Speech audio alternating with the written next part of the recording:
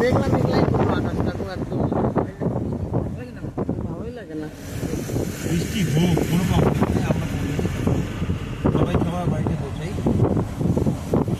খিচুড়ি বানাও, পরোটা বানাও, তুমি খিচুড়ি বানাও, আমি না আমি বানাবো।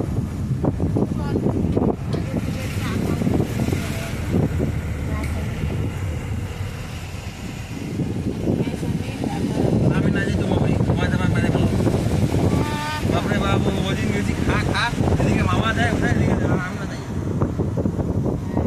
বাপরে বাপ